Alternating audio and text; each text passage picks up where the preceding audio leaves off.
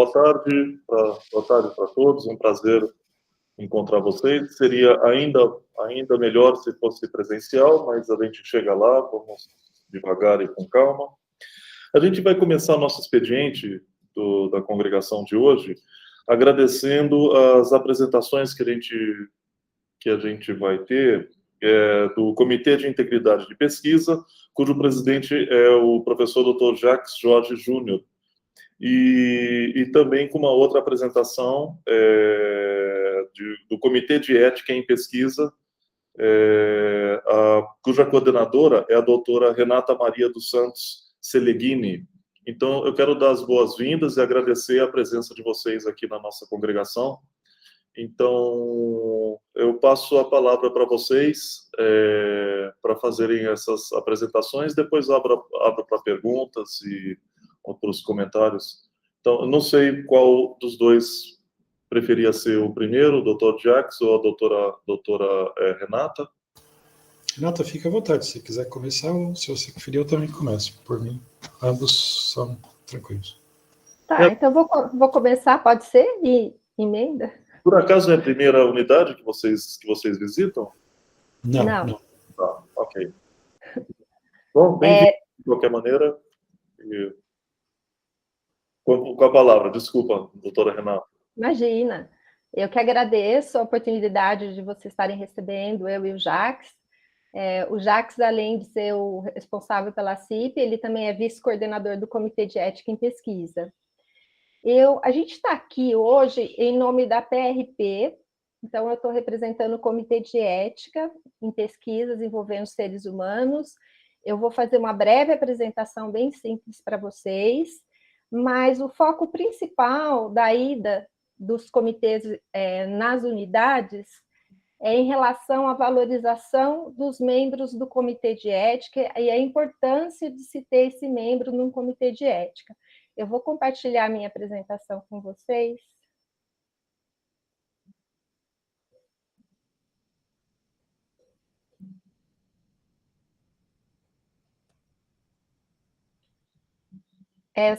Acho que não, eu coloquei errado, peraí. Sim, agora entrou. Ah, entrou? Entrou? Estava entrando e saiu. Ai, peraí, vamos lá de novo.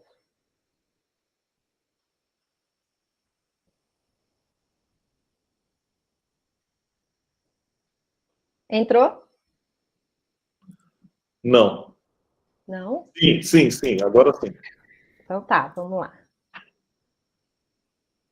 Bom, eu vou falar um pouquinho sobre o Comitê de Ética, eu vou pedir licença para vocês, eu vou ler na íntegra a definição. Então, os CEP, os Comitês de Éticas em Pesquisa, são colegiados interdisciplinares e independentes, de relevância pública, de caráter consultivo, deliberativo e educativo, criados para defender os interesses dos participantes da pesquisa em sua integridade e dignidade e para contribuir no desenvolvimento da pesquisa dentro de padrões éticos. Então, a partir do momento que o CEP resguarda os participantes da pesquisa, e essa é a função do Comitê de Ética, consequentemente, ele resguarda o pesquisador e a instituição. Uma breve histórico dos comitês de ética na Unicamp. Então, o Comitê de Ética, ele surgiu na Unicamp, na Faculdade de Ciências Médicas, em 1997, e nesse mesmo ano também foi criado o Comitê de Ética da Faculdade de Odontologia de Piracicaba. No ano de 2014, o CEP da FCM ele foi extinto e surgiu o Comitê de Ética da Unicamp. Esse Comitê de Ética ele passou a atender todas as unidades, com exceção da FOP, em relação às pesquisas envolvendo seres humanos. Em 2017, foi publicada a resolução para as pesquisas da área de ciências humanas e sociais, então criou-se um subcomitê, e em 2018 ele foi efetivado como comitê mesmo. Então, hoje nós temos 3 comitês de ética na Unicamp, temos o comitê da FOP, que atende as pesquisas da própria FOP, temos o comitê de ética da Unicamp, que atende as pesquisas da áreas de ciências biológicas e saúde e ciências exatas, e o CEP-CHS, que atende as pesquisas da área de ciências humanas e sociais. O Comitê de Ética, ele está vinculado ao Conselho Nacional de Ética em Pesquisa, então nós respondemos para o Conselho Nacional de Ética em Pesquisa, que fica em Brasília. Hoje, atualmente, nós temos 863 comitês de éticas no Brasil, sendo que a região Sudeste tem 383, tem o maior número de comitês de ética. E como que funciona essa parceria entre o sistema CEP e CONEP? Ele funciona através de uma plataforma, a Plataforma Brasil, onde todos os pesquisadores devem submeter os seus projetos de pesquisa. Quais projetos de pesquisa? Os projetos de pesquisa que envolvem seres humanos de forma direta ou indireta. Aplicação de questionários, entrevista, tudo isso deve passar pelo Comitê de Ética antes de iniciar a pesquisa. Primeiramente, é feita uma checagem documental dos documentos que são inseridos na Plataforma Brasil. Se esses documentos estiverem ok, esse parecer ele vai para o relator. O relator vai fazer esse parecer num prazo de 10 dias, mais ou menos, e uma vez por mês é feita uma reunião do colegiado, onde esses pareceres são discutidos, e depois dessa discussão, é emitido um terceiro parecer, que é o parecer consubstanciado, que a coordenação libera. Por quê? Porque o nome do relator ele é sigiloso. Todo esse trâmite entre a aceitação e a liberação do parecer demora de 30 a 40 dias. Atualmente, hoje, nós somos 41 membros. O Comitê de Ética ele já teve 62 membros. Nós recebemos de 120 projetos novos por mês. Fora isso, temos respostas pendências, notificações e emendas para fazer a avaliação. Nós emitimos um total de 2.730 pareceres anuais. E por que a importância da gente estar aqui hoje conversando com vocês? É em relação principalmente a esse gráfico. O que a gente observa que no triênio de 2014 e 2017, a evasão dos membros relatores, que tem um mandato de 3 anos no CEP, foi de 52,54%. No triênio de 2018 a 2021, isso foi 147%. Então, é uma evasão muito grande, os membros eles não cumprem o prazo de 3 anos e acaba tendo uma rotação grande no Comitê de Ética. E isso é muito ruim para o CEP, porque para você fazer uma avaliação ética, você tem todo um preparo, tem todo um contato com as legislações. Então, quanto mais tempo você está no Comitê de Ética, mais prática você tem na avaliação. E isso acaba dificultando para o Comitê de Ética na hora de liberar os pareceres. E o que a gente está vendo? Que a gente tinha 60 membros, hoje a gente tem 41. Então, a gente está vendo uma diminuição do número de membros e um aumento no número de pareceres, de projetos que estão sendo submetidos. E por que essa evasão tão grande? Bom, um dos grandes motivos, eu acredito que o principal, é devido à aposentadoria, tanto de docentes, lembrando que no CEP pode pertencer ao CEP docentes, carreira PAEP, desde que tenha experiência em pesquisa, e a carreira PQ também. Então, a gente observou que nesse período teve um número de aposentadorias muito grandes e não teve a reposição desse quadro. Então, um membro que está no CEP, ele recebe a oportunidade de ser coordenador da pós e essa coordenação tem uma GR, ele vai se retirar do Comitê de Ética. Só que isso está ocorrendo numa velocidade muito alta e a gente está vendo cada vez mais os membros diminuírem. Se a gente não conseguir restabelecer isso e pensar num mecanismo de valorização dos membros do CEP para mantê-los, não vai ser possível ter o comitê de ética. Então, isso é uma coisa muito triste, porque a própria Unicamp vai ter que encaminhar seus protocolos para outras unidades. E como que a gente poderia reverter esse quadro?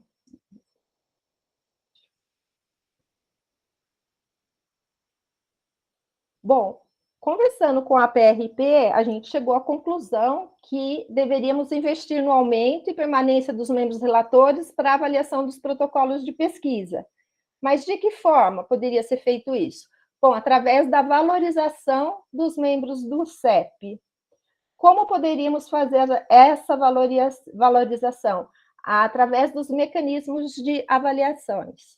Então, na carreira docente, o que a gente solicita é que cada unidade, na hora de avaliar o seu quadro docente, tivesse um carinho especial na hora da pontuação, que fosse participações em comissões. A participação na comissão, por exemplo, de biblioteca, é totalmente diferente do que a participação como membro relator de um comitê de ética. A demanda de trabalho do comitê de ética e a responsabilidade, ela é muito maior do que numa comissão, por exemplo, de biblioteca. Então, a pontuação não deveria ser a mesma. Então, essa foi uma forma que a gente está encontrando de encontrar mecanismo para a valorização dos membros e tentar, de alguma forma, que essa permanência aumente no CEP e eles consigam cumprir um mandato de 3 anos. Outra forma também que a gente tem pedido e que a gente vê essa rotatividade é que a indicação também não é feita de uma forma adequada. A pessoa, ela é indicada, mas ela também não é consultada se ela tem habilidade para trabalhar no comitê de ética, se ela gostaria de trabalhar no comitê de ética. No fim, essa pessoa vai para o CEP e não desenvolve um bom trabalho. Então, na hora da indicação, é importante que, primeiro, o membro relator tenha disponibilidade de tempo para participar das reuniões, habilidade para trabalhar em plataformas digitais, cumprimento de prazos, tenha perfil para trabalhar com normativas e checklist, e o principal também que tenha empatia, porque a função do relator é se colocar no lugar do participante da pesquisa e ajustar as pesquisas, os documentos, para que o participante de pesquisa não fique em risco. Então, é muito importante também que se tenha empatia. Então, eu estou aqui hoje para conversar com vocês e solicitar um carinho especial no momento da avaliação da carreira docente e de poder valorizar esses membros que trabalham no comitê de ética e no momento da indicação também levar em conta esses pontos na hora de indicar uma pessoa para o comitê de ética. Então, era isso que eu queria falar para vocês. Tentei ser o mais rápido possível para não atrapalhar a reunião. E se tiverem alguma dúvida, eu estou à disposição. Muito obrigado, doutora Renata. Eu vou abrir para perguntas. Alguém quer fazer alguma pergunta, algum comentário? Benilton? O professor Benilton, chefe do Departamento de Estatística. Renata, tudo bem? Obrigado pela... Tudo jóia. Obrigado pela sua fala. Queria fazer uma pergunta que costuma ser mais ou menos recorrente dentro do nosso departamento em particular. Eu entendi, eu talvez tenha pego a conversa já passada do ponto, mas eu peguei o ponto que você estava mencionando, que necessidade de plataforma Brasil e tudo mais viria ali quando você está lidando com dados humanos, né, direto ou indiretamente. Nesse cenário, né, vamos dizer o seguinte, a gente esteja trabalhando numa coisa que seja análise de dados, puramente isso, onde a gente não tem aquela necessidade de trabalhar com dados identificados, eu não sei quem são aqueles doadores, eu só tenho um identificador único que não é associado à identidade. E esses dados, por exemplo, já estão públicos em alguma plataforma de Open Science, né? Ainda assim, a gente segue esse mesmo caminho do Plataforma Brasil, ou é algo que tem algum tipo de waiver, né? Eu acho que, em primeiro momento, seria isso que eu queria te perguntar, mais desses dados que já estejam públicos. E aí, se você achar que tem um minutinho, assim, dados que a gente já tenha coletado dentro do âmbito de pesquisa mesmo, e o consentimento já previa usos futuros. Isso precisa ser informado também, passado pelo mesmo procedimento, coisas assim? Bom, se os dados eles estão em plataformas públicas, não precisa passar pelo comitê de ética. Mas o aluno, por exemplo, de doutorado, quando ele for inserir no SIGA, o SIGA vai perguntar para ele, só pesquisa envolve seres humanos? Ele vai ter que falar que sim. E daí ele vai pedir para anexar um documento. Então, nesse caso, ele tem que mandar um e-mail para o CEP faz uma declaração, ele faz um resumo, mostra que os dados estão públicos, e o CEP faz uma declaração dispensando a apreciação ética, e ele insere essa declaração no SIGA. Agora, se os dados não fossem públicos e fossem anonimizados, tem que passar pelo comitê de ética e se solicita a dispensa do termo de consentimento, mas aí tem que passar porque não está na resolução dentro das pesquisas que são dispensadas. Então, o pesquisador submete e solicita a dispensa, justifica a dispensa do termo de consentimento. Agora, em relação aos termos de consentimentos que diziam que os dados poderiam ser usados no futuro, a partir da publicação da Lei Geral de Proteção de Dados, isso já não é mais possível, porque essa legislação, essa lei, ela é bem clara e ela diz que o dono do dado autoriza o uso específico. Então, tem que estar bem específico para que aquele dado vai ser usado. Então, só se esse termo de consentimento estiver bem específico, sei lá, para pesquisas, determinado X de pesquisas, daí tudo bem, mas se não tiver, a LGPD ela não autoriza o uso amplo do dado, só o específico. Entendi. E na situação de você ter... Só um instantinho aqui que eu me perdi. Aqui.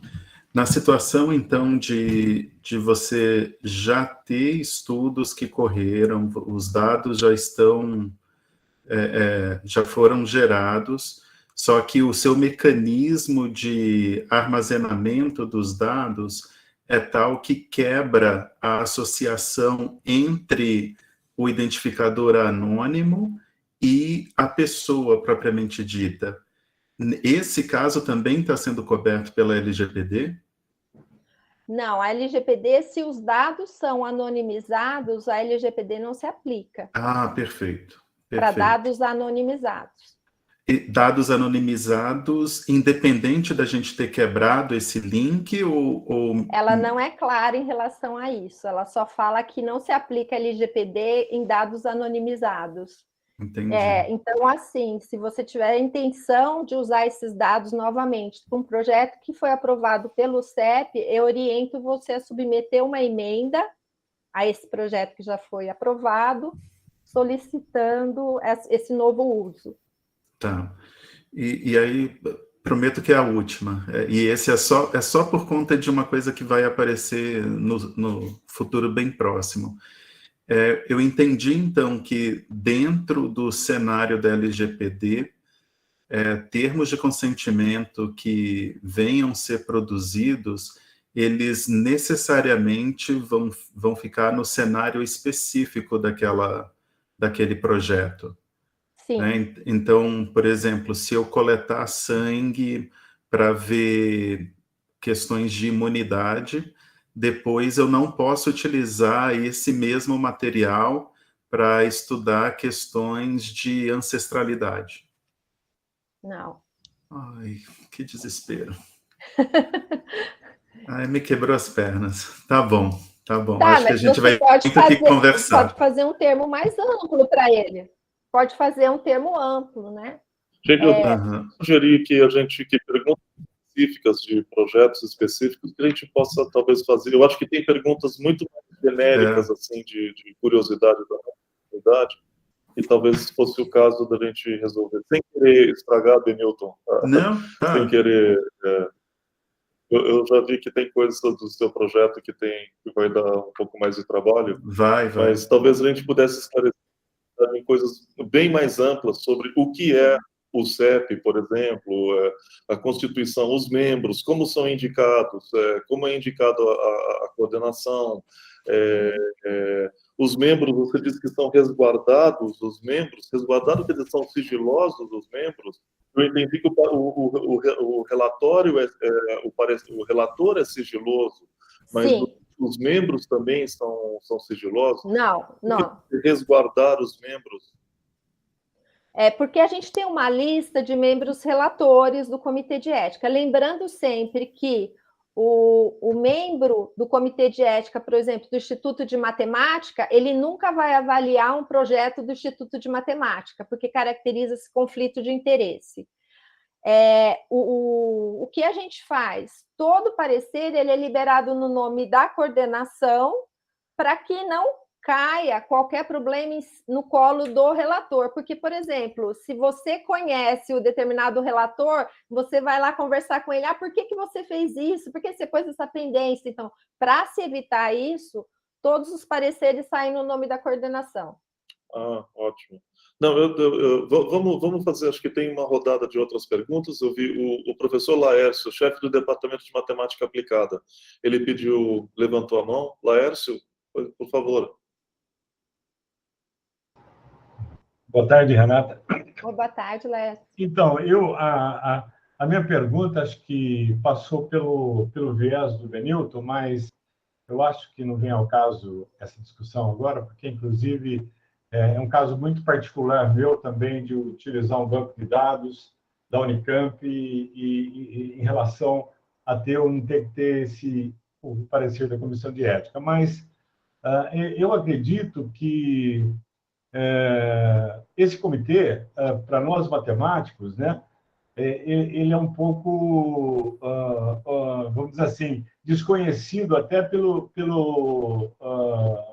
interesse nosso nas pesquisas. Por exemplo, eu tenho muitas pesquisas aplicadas com a área de ciências médicas, então eu já me vi nessa dificuldade até de conseguir, até de ter esclarecimentos, né?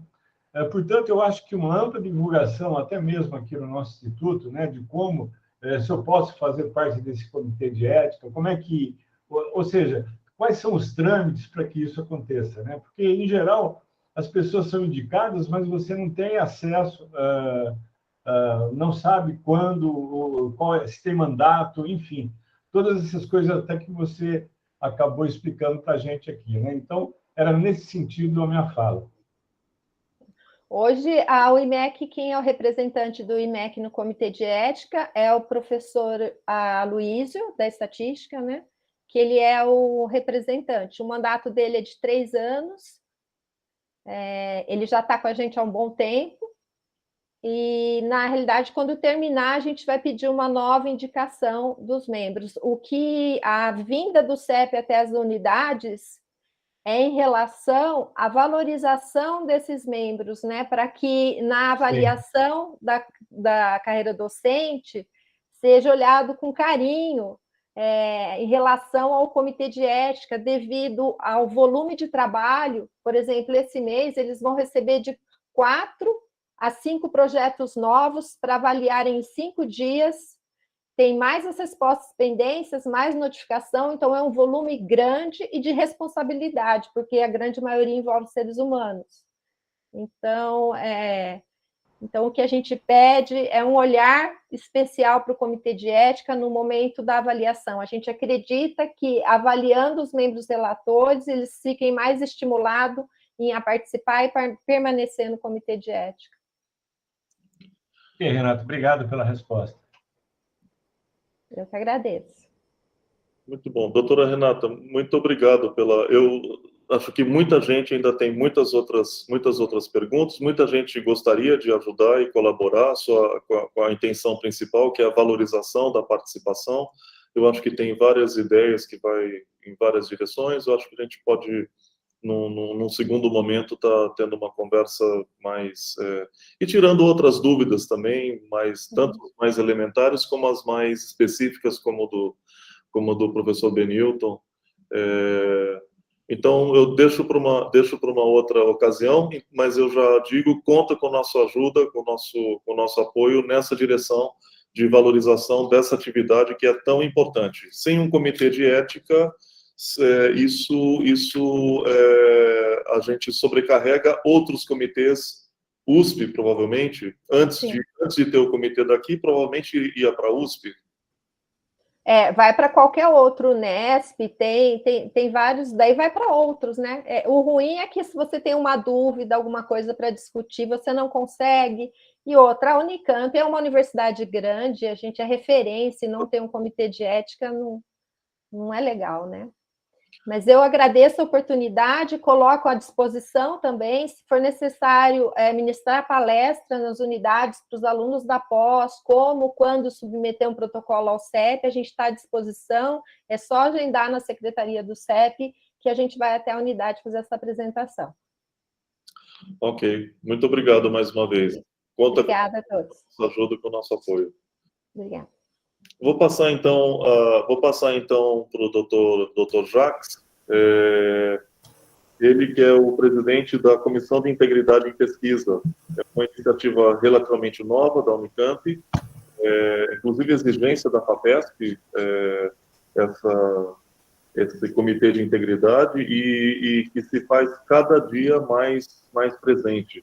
Eu não sei quem acompanha a revista Pesquisa FAPESP, a primeira sessão da revista é sobre integridade científica e cada vez mais importante para todos.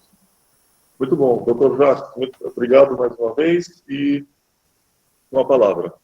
Obrigado, professor Paulo. Eu agradeço já antecipadamente a oportunidade. Devo dizer aqui que o meu interesse é um pouquinho diferente em relação ao Comitê de Integridade, porque o CEP já tem um histórico longo, então muitas pessoas já conhecem, já interagiram, enquanto a CIP ainda é recém-nascida, vamos dizer assim, temos um aninho de atuação, e a gente quer mais divulgar realmente a comissão, explicar o que ela faz e se colocar à disposição. Então, eu vou pedir licença para compartilhar minha tela. Eu ainda não tenho a mesma pegada do pessoal da área de humanas para dar palestra sem PowerPoint. Peço desculpas pela minha incapacidade nesse sentido. Enquanto eu estiver apresentando, eu não vou enxergar o chat, então, por favor, se eu não responder de imediato, eu peço desculpas. Nós vamos falar rapidamente sobre duas questões que estão intimamente relacionadas. Uma é a política institucional de boas práticas e integridade, e a outra é a própria comissão de integridade. Certo? A Unicamp tem uma série de normativas, uma série de recomendações, uma série de ações relacionadas às boas práticas em pesquisa, e uma dessas foi o estabelecimento da comissão de integridade. Né? E essa comissão de integridade, espero que a tela esteja boa, esteja visível, essa comissão de integridade, ela vem com duas funções específicas, que eu vou falar logo na sequência, mas infelizmente, uma das razões do estabelecimento de comissões de integridade é exatamente isso que vocês estão vendo na tela, né? São os problemas. Infelizmente, grande parte das comissões chega depois que o problema já aconteceu, né? E esses autores, eles são da Universidade de Brasília, eles fizeram um levantamento recente, até foi publicado em 2019, sobre trabalhos na área de saúde que foram retratados, né? Das instituições brasileiras. E se vocês forem na tabela específica para os números, né, a gente percebe que a USP tem 17 trabalhos retratados no período de 2004 a 2017. Esse número deve ser um pouquinho maior, tem as retratações anteriores a 2004 e talvez uma ou outra posterior a 2017. E a Unicamp vem logo a seguir, em segundo lugar, com 16 retratações, né? É lógico, qualquer um saberá que a Unicamp e a USP publicam milhares de artigos todo ano, e esse número, considerando o período todo, é um número muito pequeno, um número que não é vamos dizer assim, impactante por si só. O problema é que não é o número que importa, né? Às vezes, uma retratação de um artigo, ela causa um transtorno de tal ordem para a vida profissional do pesquisador que, às vezes, ele não se recupera disso. Às vezes, a retratação, o evento da retratação e a divulgação disso acaba sendo o término de uma carreira de um pesquisador. E as instituições sofrem muito também. A Unicamp teve 2 casos muito famosos de retratações, e os 2 causaram danos muito grandes, vamos dizer assim, ao nome da Unicamp enquanto grande centro de pesquisa que é, né? Mas o nosso objetivo, obviamente, não é falar desses problemas, porque a função principal da CIP é promover as boas práticas e não, essencialmente, as más práticas. Mas, infelizmente, elas existem e essa é uma das funções. Então, a CIP, que tem o seu site ligado à PRP, e ela é um órgão ligado à PRP, a CIP responde à PRP, ela foi criada em outubro de 2020 e foi, na verdade, instalada em novembro de 2020, nós membros foram, as pessoas foram nomeadas em novembro, nós começamos a funcionar no finalzinho de 2020, temos aí mais ou menos 1 ano e pouquinho de funcionamento. E quais são as 2 funções da CIP? Na verdade, a primeira e mais importante é promover a cultura de integridade ética em pesquisa. E como é que a gente faz isso, basicamente, ou como é que a gente planeja fazer isso? Através de ações educativas, de disseminação e de orientação. Isso inclui praticamente qualquer atividade que possa ser passível de ser realizada e que chegue até os pesquisadores da Unicamp, né? Dentre essas, as mais comuns são as palestras, né? Os cursos, sejam eles bem curtinhos, de poucos minutos, até cursos de 3, 4, 5 horas, se for o caso, né? Debates, a gente pode participar de debates, atividades em EAD ou mesmo presenciais. A gente participa de eventos científicos, inclusive já promoveu um ano passado, até de grande porte. A gente oferece a consultoria para os pesquisadores que queiram discutir aspectos relacionados à integridade em pesquisa, né? A gente participa, inclusive, de disciplinas de pós-graduação e de graduação, desde que a gente seja convidado, não há problema nenhum, a gente vai. Podemos oferecer aí também treinamentos, workshops, seminários, qualquer coisa que nos permita falar do assunto para os pesquisadores da Unicamp, né? E é lógico, para quem a CIP é voltada? Ela é voltada para a comunidade de pesquisadores da Unicamp, né? E nós atendemos dentro desse painel qualquer unidade e qualquer grupo de pesquisadores que se interesse e que queira interagir. Agora, tem o outro lado da CIP, que infelizmente é o lado que mais preocupa as pessoas e realmente não há, vamos dizer assim, a gente não deve tomar isso levemente, né, que é a questão das denúncias, né? Então, obviamente, uma prática pode acontecer em qualquer instituição, inclusive na Unicamp, o histórico já demonstra isso, e quando isso acontece, eventualmente, as pessoas, outros pesquisadores, ou pessoas, inclusive, de outras instituições, né, podem desejar encaminhar uma denúncia dessa má prática, né, e eles podem fazer isso junto à CIP. A CIP é o órgão que está encarregado na Unicamp agora de fazer o recebimento e análise dessas denúncias. Qualquer pessoa pode encaminhar uma denúncia à CIP, essa denúncia pode ser identificada, a maioria delas e pode ser anônima também, né?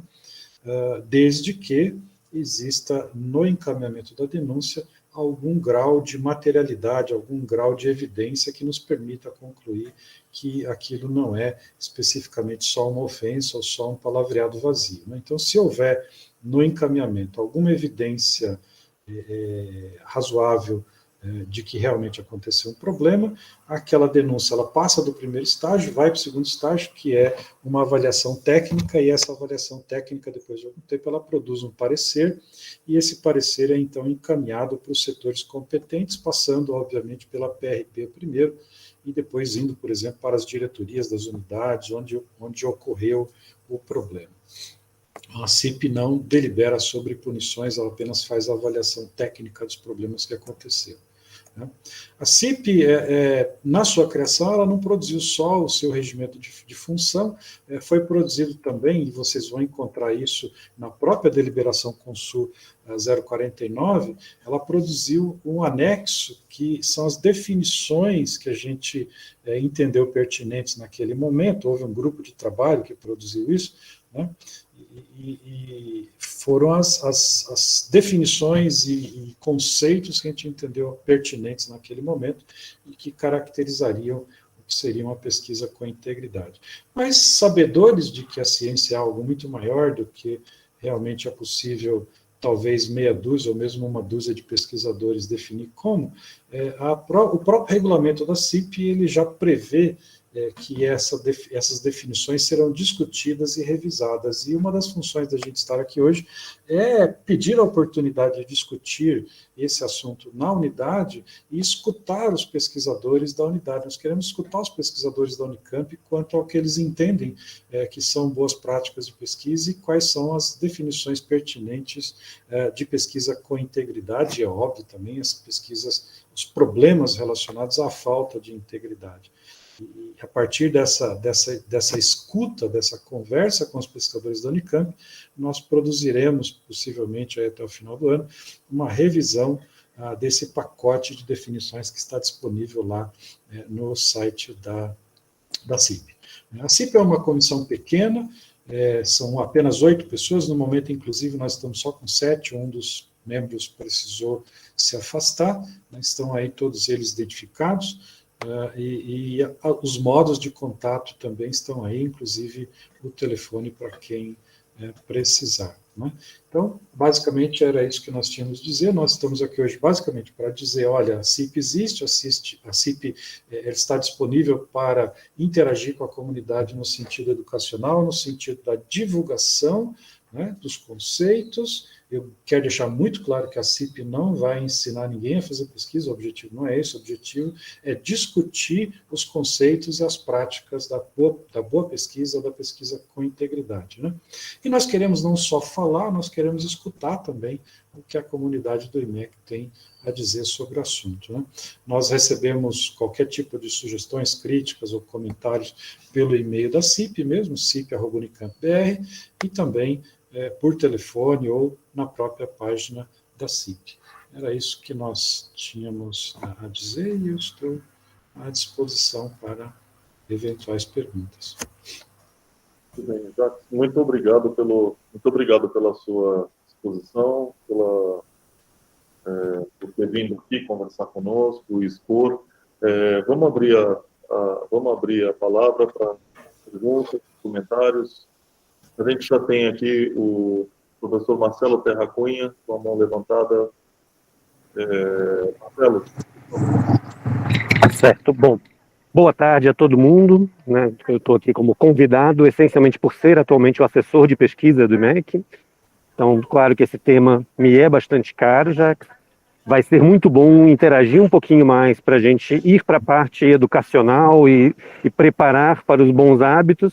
Mas como você já está acostumado, as pessoas acabam perguntando sobre os problemas, mais do que sobre como evitá-los e como preparar para...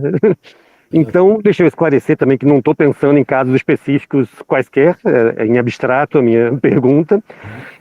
Mas tem um grande colega aqui do IMEC que gosta de dizer que os problemas em geral vêm como pacote completo, né? Sim, sim. Então, não vai ser raro que problemas de comportamento não adequado nas práticas de pesquisa também venham associados a outros tipos de comportamento tóxico em grupo de pesquisa, ou eventualmente questões difíceis de avaliar, do tipo se o estudante deveria ou não ser autor do trabalho, se aquelas ideias estavam ou não em tal lugar, quem deveria apresentar trabalho em evento. Vocês estão pensando nesse tipo de casos também? E ainda, onde é que a gente fixa as fronteiras de o que deve ser denunciado para vocês, o que tem outros foros mais adequados para se tratar de mau comportamento em ambientes de pesquisa? Excelente pergunta, professor. Eu agradeço muito a oportunidade de responder. Vamos parametrar a coisa, que eu acho que talvez seja mais fácil. Quando a gente fala em má prática em pesquisa, problemas relacionados à integridade, a gente tem dois campos. Eu sinceramente não sei se eu concordo muito com isso, mas isso é adotado praticamente no mundo inteiro. A gente tem dois campos relativamente bem separados. Existem três práticas que são consideradas aberrantes e, de uma certa forma, eu diria de uma certa forma, porque eu não gosto de fazer afirmativas categóricas, mas, assim, de certa forma, consideradas inaceitáveis. A gente poderia citar as três aqui: plágio, falsificação e fabricação. Essas três dão alergia e dão reações colaterais muito fortes. E, geralmente, pessoas envolvidas com esse tipo de atuação, com esse tipo de ação, tendem, vamos dizer assim, se comprovado o fato, né, tendem a ter algum tipo de punição, algum tipo de penalidade, vamos dizer. Saindo dessas três ações, que são muito claras, e, mais uma vez, eu estou falando muito claro, eu não estou sendo radical, não, porque, se for discutir plágio, o negócio é muito mais complicado do que parece.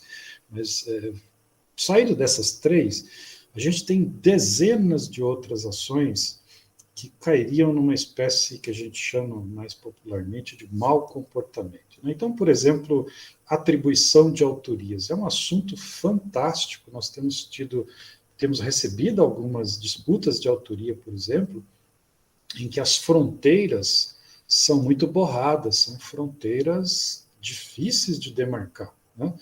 Mas, lógico, se existe um espaço para fazer essa discussão, no momento a CIP quer participar desse espaço, quer participar dessa discussão, e nós fazemos. Então, por exemplo, quando a gente recebe a denúncia, a gente vai discutir de acordo com critérios. Então, por exemplo, vamos usar critérios de autoria. Quais critérios? Se é a JME, o Credit. Vamos ver, por exemplo, o que é o hábitos dentro do setor de onde o problema aconteceu, qual é a rotina. Por exemplo, nós temos setores que têm rotinas diferentes do ponto de vista de autoria. Então, nós não nos julgamos donos da verdade. Quando surgem essas coisas que não são claramente recortadas, nós partimos das bases institucionais, particularmente relacionadas à COP, né?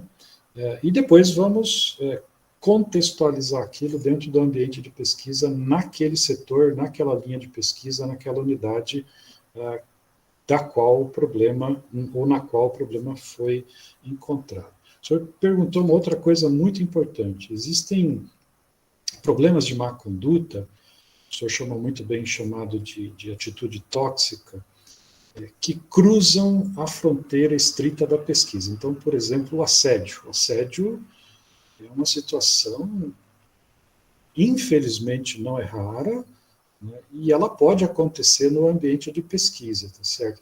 E o assédio também é um bom exemplo, porque vários setores da Unicamp lidam com o problema do assédio.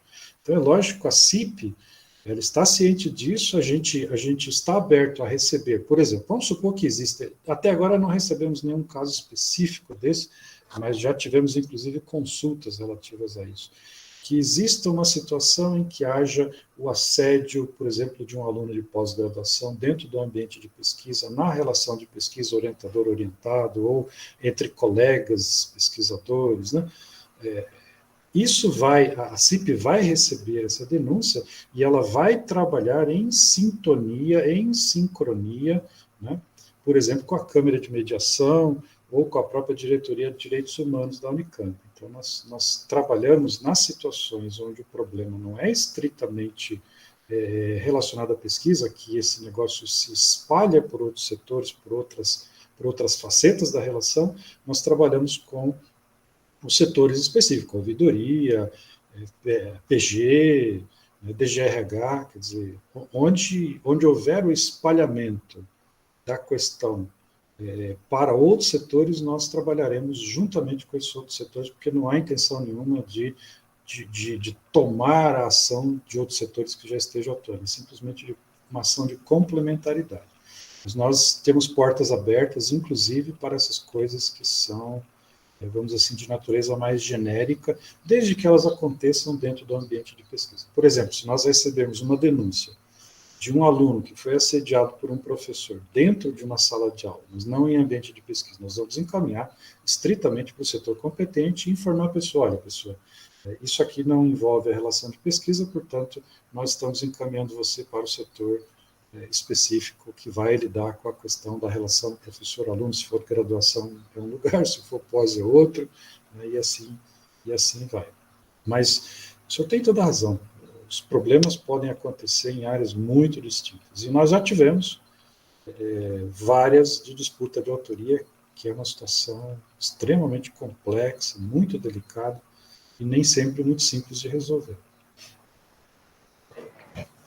Agradeço imensamente que vocês já pensaram de antemão em tudo que eu tinha de perguntar e estão adiantados em relação ao tópico. Muito obrigado. A gente está aprendendo, professor. O ambiente de uma prática é um ambiente muito rico. Infelizmente, a quantidade de formas que as pessoas podem fazer coisas erradas é praticamente infinita, e a gente não tem como prever todas, né? Mas, assim, pensando nessa perspectiva do respeito às práticas de pesquisa, desde que elas, obviamente, não sejam abusivas, né? As práticas de pesquisa dentro dos setores específicos da Unicamp, né? E partindo dos conceitos e das definições das boas práticas no sistema geral, a gente sempre vai trabalhar interagindo, procurando obter o melhor resultado possível. Muito bem. Mais alguma pergunta, algum comentário? Alguém gostaria de aproveitar a presença da doutora Renata, do doutor Jacques? Bom, eu acho que tem ainda bastante perguntas, eu mesmo teria, mas vamos deixar para uma outra oportunidade, senão nós vamos nos alongar muito aqui. Eu acho que cumpriu a missão de estar divulgando o trabalho de vocês. Aliás, eu aproveito e parabenizo o trabalho tanto da CIP como da CEP, muito interessante e importantíssimo para toda a comunidade, para toda a Unicamp. Por mais que a nossa unidade, como IMEC, em ciências matemáticas, no sentido amplo, e eu sempre faço questão de dizer, de estatística, matemática aplicada e matemática pura, por mais que a gente tem relativamente faz pouco uso, mas alguns setores, principalmente o departamento de estatística, não é pouco e é fundamental esse apoio de vocês. Então, eu agradeço e parabenizo mais uma vez a presença de vocês. Obrigado, professor. E eu me ponho à disposição, e tenho certeza, a Renata já falou isso, eu reafirmo isso, nós estamos à disposição para conversar com a comunidade em ambiente mais informal, ou realizar palestras, ou papo, ou consultoria, ou qualquer outra atividade, tanto no campo da integridade de pesquisa, no meu caso, ou no campo da ética em pesquisa, que é o caso da Renata. Obrigado. Obrigada, professor. Obrigada a todos. Boa tarde. Tchau. Obrigado. Tchau. Pessoal, continuando, então, nosso expediente, justificar a ausência, o professor Ricardo, que está de férias, Gabriela Casalati, representante discente, que se formou e está sendo substituída pela Sabrina Barbosa. Luana Guiar, que avisou que não poderia vir, está sendo substituído pelo Antônio, não tenho o sobrenome. Tá, eu lembro vocês que o registro de presença é feito automático nas nossas congregações, o Google registra automaticamente quem entra, quem sai, os horários, etc. Então não precisamos de lista de presença. E votações, como sempre, no chat, no chat, então isso é bastante tranquilo.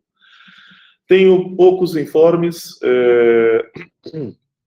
A primeira delas é dar as boas-vindas para a assessoria ad hoc de pesquisa, que está sendo ocupada pelo professor Marcelo Terra Cunha. Ele é membro convidado da congregação, sem direito a voto, mas sempre convidado permanente para as discussões que a gente tem aqui. Lembram que isso era o planejamento estratégico do IMEC, a criação de um comitê de pesquisa, de um coordenador de pesquisa, e é nessa direção que a gente está caminhando. Bem-vindo, então, e agradeço o professor Marcelo Terra Cunha. O segundo informe, a gente está com a retomada das atividades presenciais, acho que vocês estão acompanhando, tanto quanto eu. Nós tivemos 2 reuniões com a força-tarefa de retomada. Eles estão apresentando para nós um equipamento que chamam de Educart. É um equipamento em que filma e grava, tem áudio e vídeo da aula, e a proposta deles é fazer aulas paralelas. Então, literalmente, você dá aula numa sala e a sala ao lado, os alunos ficam divididos meio a meio. Essa é a ideia deles, é isso que foi transmitido. Eu estou repetindo as mesmas palavras que eles. Como isso é feito agora no ciclo básico, para a maioria das nossas disciplinas, entra em outra vertente, em outra discussão. Mas essa é a proposta de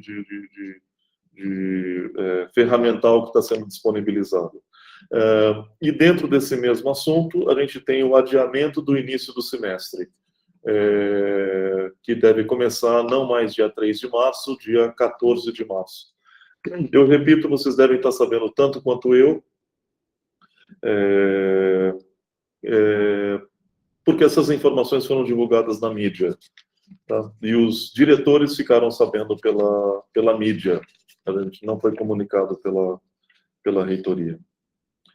Muito bem, eu quero perguntar se mais alguém quer se inscrever. Esses são os informes que eu tinha que dar. Eu quero perguntar se mais alguém quer se inscrever no expediente.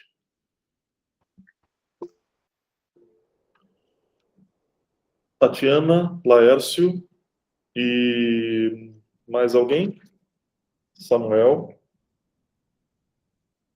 Tatiana, Laércio. Estou vendo esses 3. Tá, vamos lá em ordem. Eu acho que a Tatiana se inscreveu primeiro. Por favor, Tatiana. Mas eu vou deixar o Samuel falar primeiro. Provavelmente ele vai falar da CCG, que a gente estava até agora, e por isso o atraso. E o Samuel, como coordenador de ensino, eu vou deixar a palavra para ele primeiro e depois eu complemento, se for o caso. Tá bom? Bom, nesse caso, o Laércio teria pedido antes que o Samuel. Então, vamos deixar para o Laércio primeiro. Primeiro os mais velhos. Tá bom. Tá bom. Bom, é o seguinte, a minha dúvida em relação ao início do semestre, porque essa atividade presencial, ela compreende todas as atividades, né? Não só de ensino, de aulas, como também de bancas, né? De teses ou concursos. Posso entender assim ou não? Sim. Bom, então é o seguinte, nós temos o famoso concurso para professor titular do DM e do DMA, né? Foi muito difícil e dispendioso conseguir arrumar uma banca, né? Eu acho que a própria CAA foi acionada várias vezes nesse sentido, porque ninguém, de fato, né, como o concurso é presencial, ninguém, de fato, está disposto, né? Então, existem milhões de desculpas aí. Agora, eu quero saber o seguinte, a gente tem uma data que é de 14 a 18 de março, né? E nós escolhemos essa data muito em função, até mesmo, do período eleitoral, né? Porque isso tem uma implicação sobre nomeações e outras coisas, como a Luciana próprio nos esclareceu. Então, eu pergunto, nesse caso, o que podemos fazer, então? De repente, você marca o concurso, porque como as aulas começam no dia 14 e a possibilidade de se fazer esse concurso é de 14 a 18, nós estamos aí a um passo do abismo, né? Então, eu queria saber, nesse caso, qual seria a melhor opção? Não sei se consultando a Luciana ou a congregação, né? Laércio, sua pergunta não está clara. Você está dizendo que corre o risco de suspender a atividade presencial do concurso, é isso? Não, porque está marcado para o dia 14, né? O início das aulas. Portanto, se o concurso de fato ocorrer nessa semana e as aulas voltarem, né, de fato, no dia 14, essa é a previsão, então tudo bem. mas, em caso contrário, a gente vai entrar num abismo de novo aí com esse concurso. Não, Laércio, não tem nenhum problema. A realização do concurso com volta de alunos de graduação e pós são coisas independentes. A gente já pode realizar concurso presencial no IMEC. Isso não é problema. Mesmo que as aulas sejam adiadas novamente, isso é presencial. Então aí de fato, essa ocorrência que... Essa era a dúvida que eu tenho, por isso eu chamei a atenção aqui. Tá. Né? Porque, como você, eu também fiquei sabendo pelos jornais que as aulas estavam suspensas.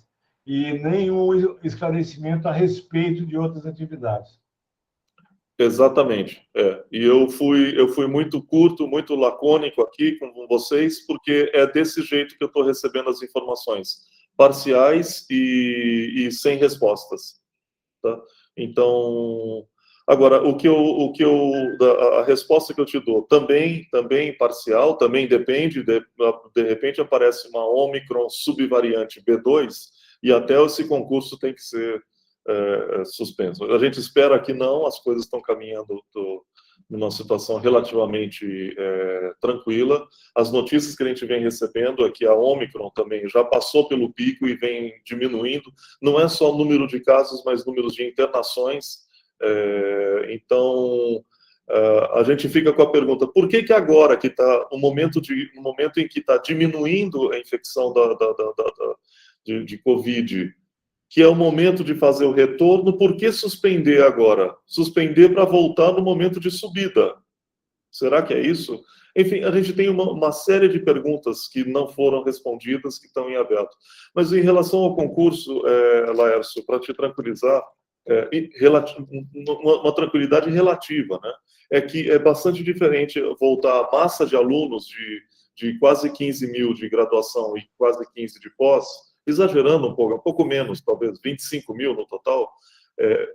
A volta da massa de alunos é muito diferente da volta para um retorno presencial para concurso. Então, acho que a gente pode ficar relativamente tranquilo em relação a isso. Mas é uma preocupação legítima. Obrigado. Ok. Obrigado. O Samuel tem notícias frescas vindos da CCG. Samuel e Tatiana. Samuel, por favor.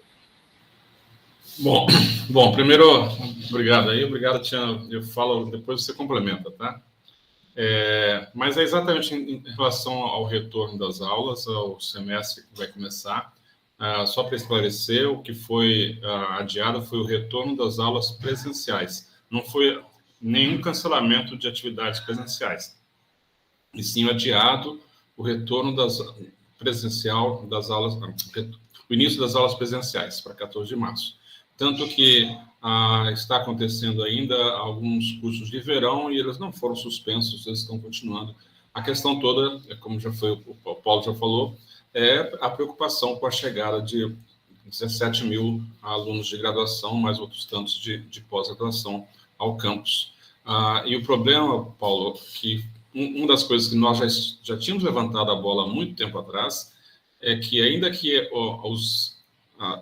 a curva já estivesse diminuindo, como aparentemente já começa a acontecer, isso iria estar em baixa logo em torno do Carnaval. E aí a gente já sabe que os históricos anteriores, com o Carnaval, a gente espera um repique. Então, eu acho que, de fato, seria prudente termos o retorno presencial só no dia 14. Nós tínhamos apresentado uma solução alternativa de início remoto e por algum tempo e início presencial para o dia 14, mas a reitoria foi bastante taxativa em não aceitar essa proposta por várias razões. Uma delas é que eles querem garantir o controle que os alunos estejam no campus. Ainda muita incerteza em relação a como nós vamos respeitar o distanciamento de 1 metro, que é o protocolo atual para salas de aula, que vai ser implementado aqui na Unicamp, em particular para as aulas do básico, que o IMEC e o IFGW têm bastante. Então, por conta dessas incertezas todas, a cautela em ter os alunos presencialmente aqui para o dia 14 é bem-vinda. A gente só lamenta que a gente já poderia ter adiantado no semestre para algumas turmas que não teriam problema, ou de forma remota, e não iríamos comprometer muito o final de semestre, que ainda não está bem decidido, mas vai ser bem adiantado lá em julho, para o início do semestre já em final de agosto, 30 de agosto, tudo indica. Os detalhes ainda estão sendo feitos pela DAC, e isso ainda não foi discutido hoje na CCG. Mas de concreto que apareceu hoje na CCG foi a liberação do controle de frequência. Não foi uma votação com unanimidade absoluta, mas apenas uma maioria simples. Quer dizer, é um tema, de fato, não é consenso, há muitos problemas, mas a gente acha que há, para o MEC em particular, especialmente para as turmas muito grandes, liberar o controle de frequências vai dar uma flexibilidade a mais para a gente e vai, eventualmente, até diminuir um pouco a densidade de alunos nas salas de aulas. Então, os alunos que vierem vão vir para, de fato, aprender e aproveitar a aula e não apenas para cumprir tabela de frequências, se eventualmente fosse exigida. Contando isso, a gente tem que agora orientar bastante os nossos colegas para que, de fato, as nossas atividades presenciais sejam bastante significativas. Então, nós já aprendemos muito, inclusive novas ferramentas, e podemos, então, fazer com que a vinda dos alunos presencialmente seja uma coisa que vale a pena, inclusive, cubra muito os eventuais riscos que a gente não pode desprezar, que eles ainda existirão, mas há alguma coisa, de alguma forma, sob controle. Foi nos dado um panorama razoavelmente, assim, positivo em relação à pandemia. O grupo de trabalho lá do professor Plínio indica que, de fato, nós estaremos numa condição bem melhor do que nós já tivemos desde sempre, graças à vacinação de 100% da comunidade de alunos, docentes e funcionários, e a exigência das máscaras nas atividades do campus, em particular nas salas de aulas. Bom, é que eu me lembro assim, de cabeça, basicamente isso, talvez a Tatiana completa. Obrigado. Obrigado, Samuel. Ótimas, boas notícias, frescas e atualizadas. Isso tem que passar em alguma outra instância ou já foi definida desse jeito? Eu digo... O adiamento? Adiamento e flexibilização na frequência. A flexibilização já foi aprovada e aí isso não precisa passar em instâncias superiores, não, que é coisa administrativa da CCG. E, obviamente que isso vale para a graduação. A pós-graduação, eu acho que teria que ter alguma coisa à parte. Em relação... Qual foi a pergunta mesmo? Não, era isso. Se tinha que passar em outras instâncias. Porque... Sim, sobre o calendário, isso eu realmente não sei se tem que passar em alguma instância. Eu entendi que o segundo semestre começaria a final de agosto. Você falou isso ou foi impressão minha? Por quê? A data que passaram, eu notei as datas que o Fernandi falou. Então, já aproveitando, a alteração de matrícula e o edital de estudante especial continua de acordo com o calendário.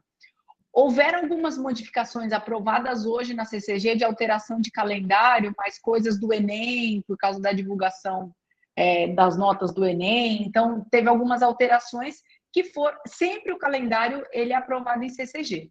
Agora, o adiamento parece que já foi determinado que é dia 14 de março, não vai passar pela CCG. Aí tem as adequações que a DAC vai ter que fazer, que dia 16 de julho fica o prazo para cumprimento da carga didática, 18 a 23 de julho tem a semana de estudos, e de 25 a 30 de julho a semana de exames. E aí tem uma pausa e a gente vai ter 15 dias aí de recesso e dia 15 de agosto volta o segundo semestre. Foi o que eu notei aqui, mas assim, foi o que falaram lá, Mas eu também não entendi, porque geralmente calendário é aprovado na CCG, mas me parece que esse não vai ser. Ok, não, eu entendi final de agosto, eu não estava entendendo por que uma translação de 11 dias agora ia impactar em um mês em agosto. Não, não é um mês, vai ser também... 15 de agosto. 15 de agosto, vai ser uns 12, 13 dias, não é? Ok, não, muito obrigado pelas informações. Tatiana, mais alguma complementação do que o Samuel disse? Como o Samuel colocou o Plínio, ele é assistente, né, lá na CGU, também infectologista, aí ele apresentou um panorama, e realmente está mostrando uma queda, mas então será uma situação favorável, e ele falou, inclusive, que eles vão disponibilizar máscara PFF2 e máscaras cirúrgicas de 3 camadas, até anotei tudo aqui. Agora, como será distribuído?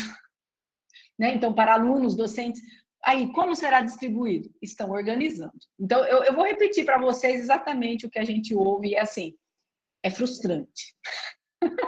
Mas, acho que deve ser também que eu saí da reunião, estou irritada e estou com fome. Então, eu falei para o Samuel, acho que é bom eu nem falar lá, mas tudo bem. A outra coisa é esse. Vai ter lanchinho na congregação, tá? Para quem chegar, quem estiver em reunião até o horário da congregação. Sim, então. Mas, enfim, falaram também dessa questão dos monitores de CO2 para os ambientes, aí justificaram que é um custo muito alto para instalar esse tipo de ferramenta, então praticamente a resposta é não.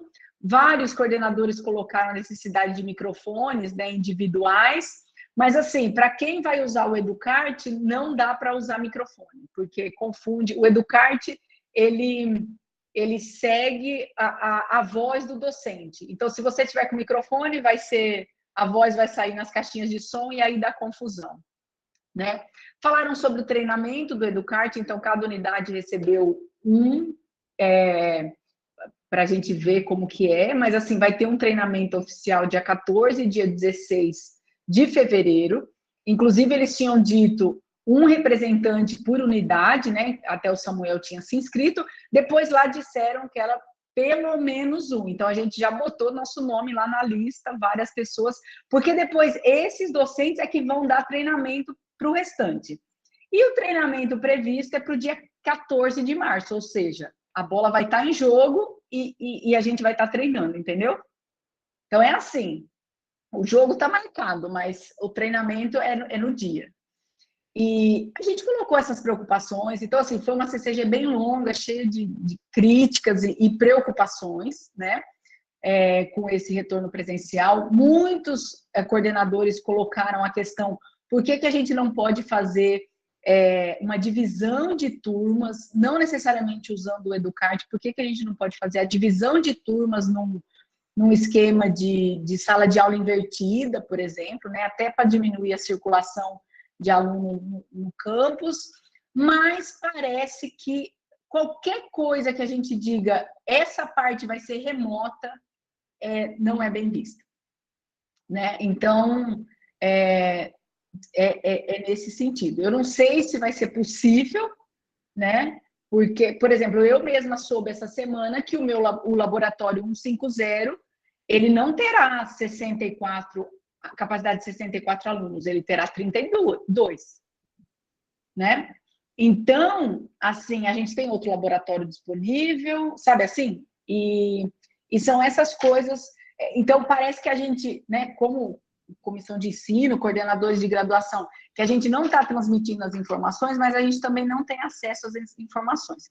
Inclusive, o professor Ivan, né, pró-reitor de graduação, se desculpou, porque na reunião que a gente teve no IMEC, ele colocou que essa questão de discutir o 14 de março seria discutido na CCG, e ele, parece que depois de uma conversa com o DCE, ele decidiu naquela noite de terça-feira que o semestre seria adiado, e depois de uma conversa com o reitor e a vice-reitora, e publicou nas redes sociais. Então, assim, foi uma indignação geral, dos coordenadores, que a gente não pode receber esse tipo de informação pelo Twitter, pelo Instagram, não é assim. A gente precisa receber e-mails institucionais, né, sobre essas mudanças, e depois, sim, você publica nas redes sociais. Inclusive, publicaram nas redes sociais antes mesmo de publicar no site do IMEC, né? E aí ficou aquela confusão, a gente recebendo e-mail se dia 3 era, então, remoto,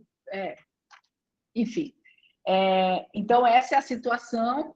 A gente, para continuar, né? Então, a ideia é manter o distanciamento aí de 1 metro e a gente vai atualizando. Eu acho que agora, né, Samuel, a gente até sugeriu de cada departamento, né, cada coordenação, marcar uma conversa com os docentes para a gente esclarecer o que a gente sabe, né?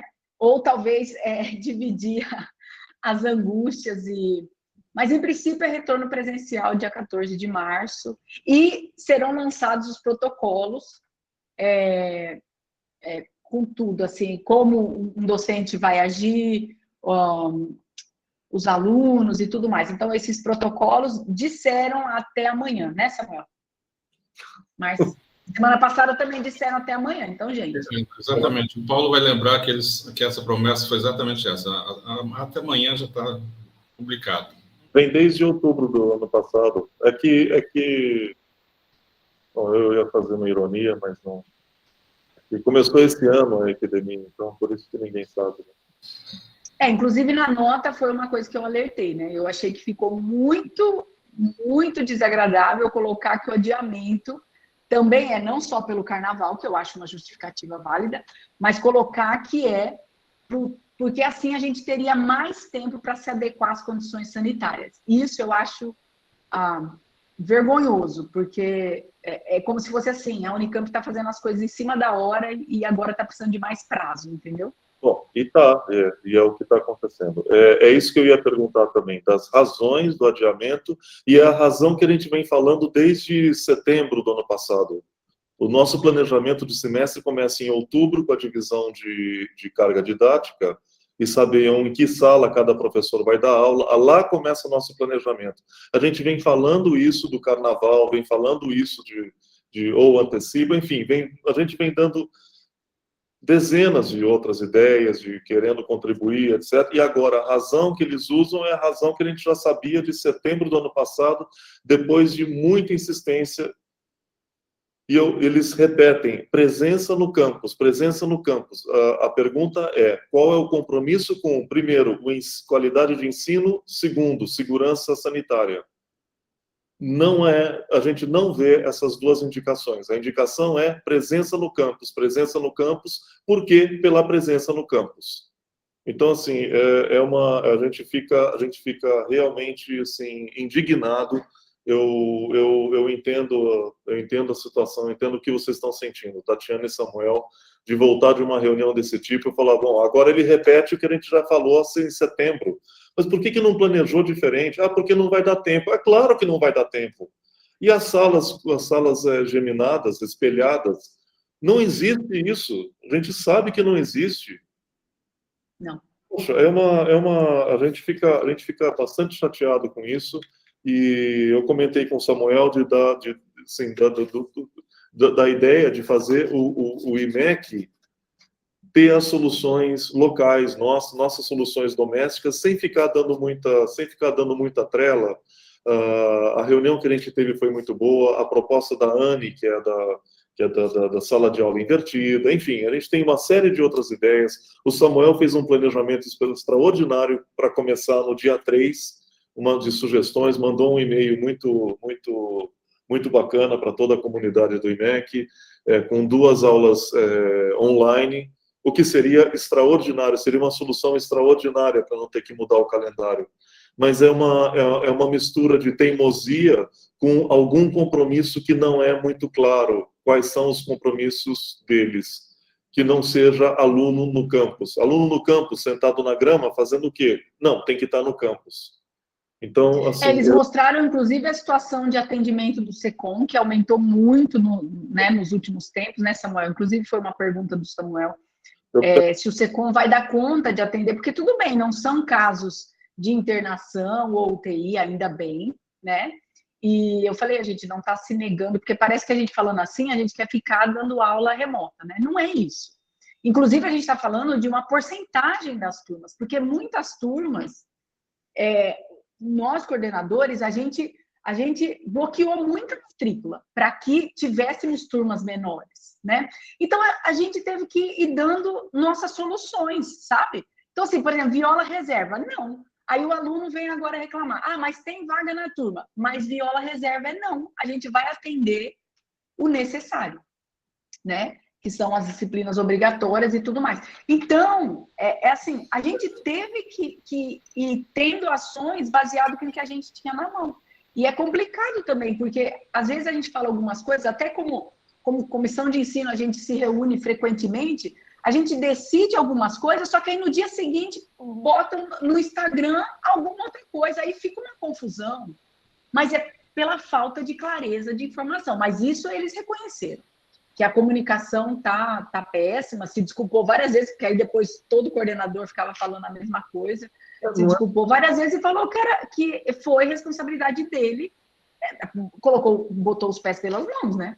Não é só comunicação, é qual é o rumo, qual que é o norte, qual que é a intenção. A intenção qual que é? A intenção é circular todo mundo ao mesmo tempo no campus. É isso que eu entendo. É bonito na foto para dizer, aqui estão 17 mil alunos no campus hoje. Aqui, Não vai colocar isso na ata, viu? Mas uma coisa, qual é o compromisso, qual é o norte, qual que é a bússola que eles têm? Não, a gente não sabe, está perdido. A gente quer ajudar, quer trabalhar juntos. Eu escrevi isso para eles. Falei, olha, esse adiamento, onde os diretores ficam sabendo pela mídia, os coordenadores também, eu falei, fica muito difícil, muito ruim para todos, para trabalharmos desse jeito. Está muito ruim para todos. Quando eu digo para todos, eu digo para a reitoria, para nós nos institutos, e pior ainda, muito pior, é para os alunos. Se a gente aqui já está perdido, imagina os alunos que estão, muda, não muda para Campinas, vou, não vou, alugo, não alugo uma casa, quando que começam as aulas, e uma coisa que, as razões não são plausíveis, né? Não são razões plausíveis de que, olha, eu venho amadurecendo essa ideia, mudei de ideia porque mudou o cenário. Não. É uma bússola que é uma bússola que é uma biruta. O vento bate para lá, vai para lá. A impressão, a repercussão dos alunos é assim, é aquela história, tipo, o gato subiu no telhado. Claro. Então, eles estão com medo que eles virão para Campinas, vão gastar com passagem, com contratos de aluguel, e do nada vai dizer assim, é remoto de novo. Né? Pode ser. Eles têm razão. Agora, eu posso garantir alguma coisa? Não. Não, porque a gente não tem... Paulo, qual que é o princípio? Tem alguma volta escalonada? Tem uma relação entre os índices da pandemia com o retorno? Olha, se o índice chegar até aqui, a gente avança até lá. Se o índice aumentar, a gente volta, avança e volta. Não tem nada disso. A gente não entende quais são os compromissos que estão por trás disso. E eu peço desculpa pelo meu desabafo, mas está sendo muito difícil para a gente. A dificuldade não é pelo bichinho, pelo vírus, pela pandemia, pela Covid. A dificuldade é com as pessoas, é trabalhar junto com uma reitoria que a gente não sabe que direção quer tomar. Né? Eu vou passar para o Aurélio. Só um minutinho, Paulo. Desculpa, Aurélio. Só para complementar a questão do Educart, o robozinho. Eu e algumas pessoas soubemos desse robozinho nas apresentações em outubro, como possibilidade de apoio para a gente lidar com a pandemia. Então, só para esclarecer que esse assunto do robozinho, a discussão, não chegou a ser completa, por exemplo, na CCG, foi apresentado na CEP como uma possibilidade de apoio tecnológico e depois, em dezembro, foi anunciado pelo reitor que eles estariam comprando esse robozinho. Então, uma série de coisas... 1000 robozinhos, foi anunciado. Foi anunciado 1000 e compraram 220. fala do PRDU, do Pró-Reitor de Desenvolvimento. Compraremos 1.000 robozinhos para 1.000 salas. Então foi uma coisa... As pessoas iniciais que fizeram os estudos, as propostas, estavam super bem intencionadas, a gente nunca questionou isso. O que a gente questiona depois é uma decisão do tamanho com que foi feito, ainda bem que não foi 1.000, mas ainda assim 220, sem levar em consideração vários outros aspectos que precisariam ser tomados, inclusive o fato de nós não termos possibilidade de ter salas gêmeas exatamente nas turmas que precisariam. Então, eventualmente, tem sim salas disponíveis por aí sobrando, foi um levantamento que eles fizeram. Mas são salas pequenas, não é o nosso caso, não adiantaria em nada. Então, o que a gente lamentou foi que algumas decisões e o retorno, quer dizer, a prorrogação para 14 também não foi diferente. Algumas decisões são tomadas depois de eles ouvirem, a gente comentou várias vezes, mas a decisão final é tomada sem levar em consideração vários detalhes, que vai desde a comunicação até soluções alternativas, que não sejam apenas retornar todo mundo dia 14 ou ninguém.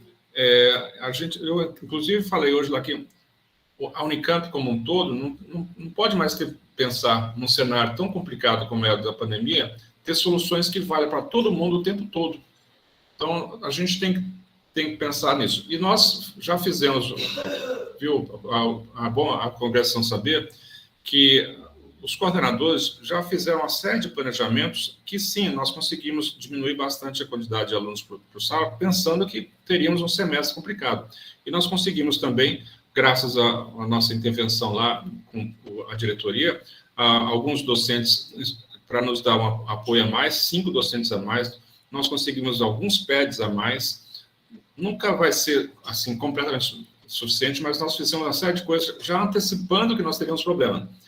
E como o Paulo falou, algumas coisas nós vamos assumir aqui, e nós já estávamos assumindo o ensino remoto no dia 3, agora foi adiado, mas enfim, caiu por terra, não tem mais necessidade, porque a gente achava que essa era a melhor opção para o IMEC, e não precisaria ser a mesma opção para todo o campus.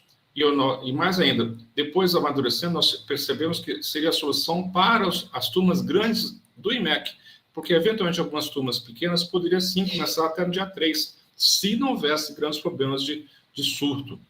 Agora, no final das contas, o adiamento para o dia 14, eu acho, aí a minha opinião bastante pessoal, eu acho que foi uma cautela justificável por causa do carnaval. Mas aquela explicação de que, bom, as outras explicações são isso, e vocês já falaram sobre isso. Desculpe, Aurélio, eu interrompi a sua fala. Sim, mas é uma justificativa que isso a gente já vem falando desde 6 meses atrás. O problema é que vai e volta, depois de tudo planejado, o gatilho pronto para puxar. Não é assim. Bom, tudo bem. Aurélio, o Aurélio e o Cássio pediram a palavra. Aurélio, por favor, bem-vindo. Também algumas notícias, a gente teve a CCP ontem, né? E aí foi comentado também. A primeira coisa, diferenciação da graduação. Na pós-graduação, isso em princípio é mais tranquilo, né? Mas não foi isso. Então, em princípio, na pós-graduação, ainda está valendo que vai cobrar presença. Nós vamos ter ainda outra CCPG antes do início das aulas, então vai ser discutido, né, e acabe imitando a graduação. Outra questão, o que tem que passar... O seu áudio está interrompido.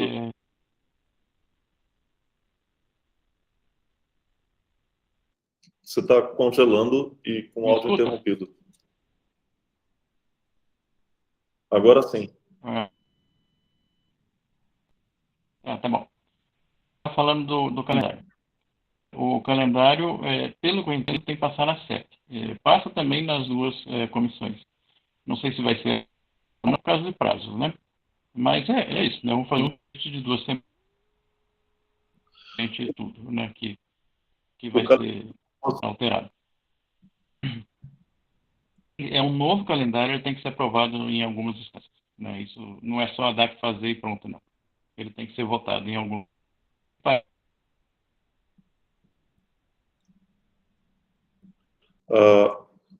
Está bastante entrecortado, eu não sei se é só para mim ou se é para todos o áudio e o vídeo do Aurélio. O calendário da pós também alterou para o dia 14? Sim, vai ser igual da graduação na medida do possível, ou seja, igual como sempre foi, né? Então, vai ser alterado o início das aulas também para o dia 14. A única coisa é que ninguém na CCPG de ontem pensou na questão de presença, né? Que é um pouco menos crítica na pós mesmo. Mas ele tem que passar na CEP, tá?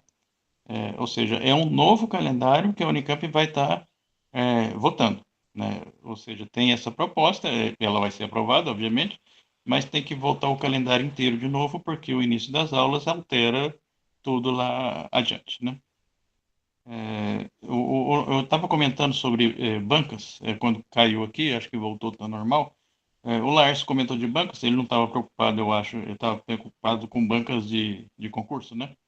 Mas, só lembrando, as bancas de defesa, de pós-graduação, em princípio, são remotas, estava até 31 de março, e a CCPG ontem votou até 30 de abril por uma questão de segurança, tá? Então, por default, a banca é remota. É possível fazer banca presencial, mas aí tem que ter a justificativa, tem que ter os protocolos, tem que a comitê de crise do IMEC aprovar essas coisas, tá? Então, não está proibido, mas tem uns passos a mais se alguém quiser fazer presencial mesmo. E o que a gente decidiu ontem foi estender até abril as bancas remotas, tá? Depois, tudo normalizando, volta ao sistema normal. Pode ter videoconferência nas bancas, mas aí é metade da banca, né, essas coisas. O orientador tem que estar presente, o aluno também, essas coisas. Então, é mais isso, né? Então, o pessoal da graduação, obviamente, sente mais todas as alterações. Na pós é um pouquinho mais tranquilo, mas a gente tem ainda que cuidar de sala grande, é menos, né? Tem que pensar na questão da presença, mas é menos crítico. Mas o pessoal da graduação sofre mais, obviamente. Ok, obrigado, Aurélio. Cássio, passa com a palavra. Obrigado, Paulo. Paulo, uma dúvida sobre a questão dos PEDs. Tá? Foi falado que vai ter um horário que vai ser dado aula prática de exercícios e tal, e vai ter um horário disponível para tirar dúvida dos alunos. Eu lembro que antes da pandemia, quando eu estava aí na Unicamp, certo? Esse horário de dúvidas era feito muitas vezes no anexo 1, no térreo, tá? Onde tem uma sala bem pequena, e muitas vezes tinha mais de um PED até junto. Então, o que torna meio inviável com a pandemia hoje em dia. E outros, eu também já vi sendo feito atendimento em salas do próprio MEC. Só que não foi mencionado, certo, para a gente, por enquanto, pelo menos, como será feito isso? Se será feito em alguma sala? Como será feito? Você tem alguma notícia sobre isso, Paulo? Não, a gente tem, eu imagino que tem eu acho que o Samuel pode explicar, e isso não vai acontecer mais, essa aglomeração de PEDs aí, isso não vai acontecer. Samuel? O que nós vamos sugerir, exatamente por conta dos distanciamentos e evitar contágios, é que os atendimentos sejam feitos de alguma forma, de forma remota. Aonde a gente tem que ver como é que o PED tem a disponibilidade de ter um computador que possa fazer isso, mas a gente está sugerindo que seja um atendimento de forma remota, até porque uma das coisas que nós aprendemos nessa pandemia é que os atendimentos online dos PEDs teve mais frequência do que quando nós tínhamos os PEDs disponíveis em algumas salas para o atendimento. Eu não estou falando das aulas, não. Estou falando dos atendimentos para tirar dúvidas, essas coisas assim. Então, a nossa sugestão vai ser essa, vai ser atendimento online. Então, Samuel, obrigado, viu? As aulas continuarão sendo normal, as aulas que os PEDs darão como era antes da pandemia. Sim, exatamente. Joia, obrigado, gente. Obrigado você, Cássio. Obrigado, Samuel, também pela resposta. Pessoal, vamos passar para a ordem do dia. E nós temos 18 itens na pauta. A mesa não tem nenhum destaque para fazer. Eu quero perguntar se alguém gostaria de destacar algum item.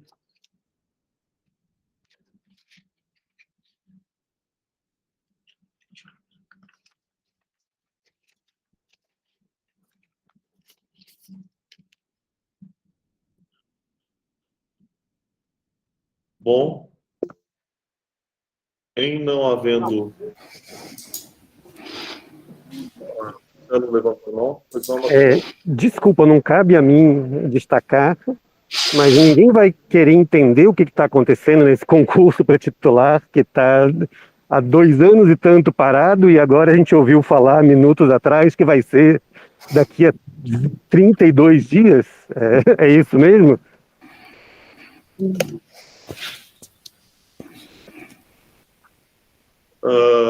O Marcelo está querendo esclarecimento sobre o item...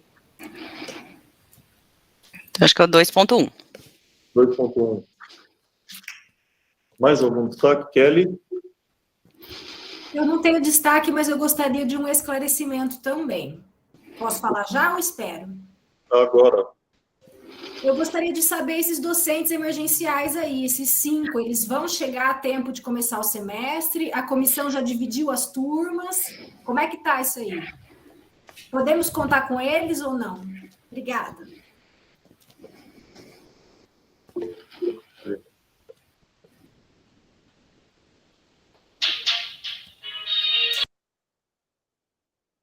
Samuel, os emergenciais... Os emergenciais, os prazos, Kelly, a gente não tem certeza absoluta. E aí nós estamos desenhando 2 cenários. Se eles chegarem em tempo, a gente redistribuir esses docentes para algumas turmas, a gente vai, havendo algumas turmas a mais, algumas salas a mais, a gente vai colocar isso. Outro cenário é eles chegando já começando o semestre, é que eles fiquem na forma de banco de reserva. E aí nós vamos ter várias possibilidades. São docentes que vão ficar eventualmente afastados por várias razões, desde doenças até congressos que voltam a ser presenciais, até algumas turmas que precisam de apoio a mais e eles possam fazer reserva. Então, o dia que os docentes chegarem no IMEC, aí a gente vai ver em qual cenário vai se aplicar. Se vai assumir alguma turma imediatamente, ou o próprio Regis da matemática sugere que ele assuma determinadas turmas em que já estão alocadas alguns docentes e libera esse docente para fazer outra coisa. Então, tem vários cenários desenhados, dependendo do dia que eles assinarem contrato com a Unicamp. Obrigada. Na estatística, Kelly, só para aí já aproveito para dar informação também, na estatística, era um docente aprovado, né? Então, o que eu fiz? A gente tinha 2 turmas de ME 210, que é a probabilidade 1, com 120 alunos cada. Aí, a gente decidiu já abrir 4 turmas. Só que aí eu conversei com os docentes responsáveis, porque, no caso, né, eles são os que vão se beneficiar também dessa divisão. Então, os docentes que estão responsáveis hoje, eles vão ficar responsáveis até esse docente emergencial chegar. Que a previsão, né, pelo que o Benilton também consultou, parece que seria lá para o dia 15 de março. Então, assim, a gente está contando, né, com esse docente já, e a gente fez o planejamento. Mas a DAC tinha dito, ou depois abriria as turmas fora do prazo, né, porque teve o período aí de adequação que a gente poderia abrir as turmas. Então, a gente optou dessa forma, até para os alunos já terem um relatório de matrícula que turma que ele iria estar, né? Até porque teve uma turma que a gente colocou em outro horário, então, assim, a gente fez dessa forma. Mas aí, no caso da estatística, é um docente, né? Então, o Samuel ali tem que trabalhar mesmo com outros cenários. Tá bom? Excelente, Tatiana. Obrigado, viu? Bem claro e organizado. Obrigada. Pessoal, vamos agora voltar, vamos nos ater à ordem do dia. Vou colocar em votação todos os itens. Olá. Paulo. Pois não, vai. Não, é que o Marcelo... Bom, oi, boa tarde a todos aí. Não, é que o Marcelo solicitou um esclarecimento sobre o concurso aí, né? Tá, então eu queria me juntar aí a ele, já que ele parece não é convidado, mas não é membro, então eu me junto na questão aí que ele levantou sobre o que está acontecendo do concurso 2.1, né? Sim, está destacado. Tá bom. Posso esclarecer da minha parte? Não, não, ainda eu vou voltar os outros itens. Tá? Você quer destacar algum outro item? Eu estou querendo saber de destaques. Não.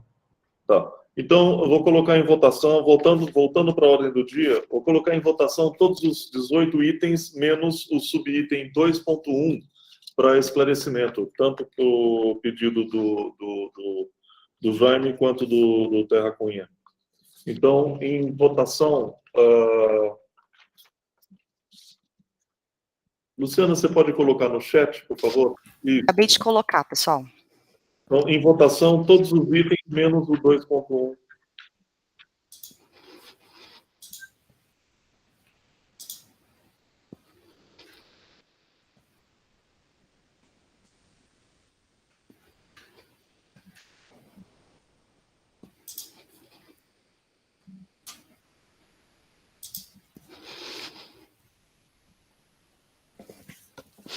Nós estamos com 17 pessoas votantes.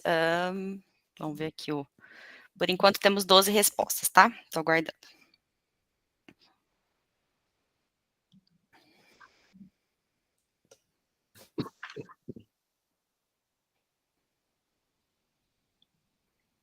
Pessoal, mais alguns segundos.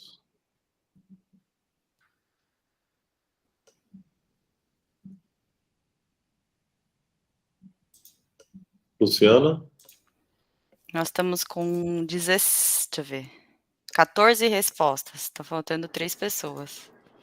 Posso manifestar aqui que eu concordo, eu estou com um probleminha para logar, que eu não estou usando o computador que eu costumo usar.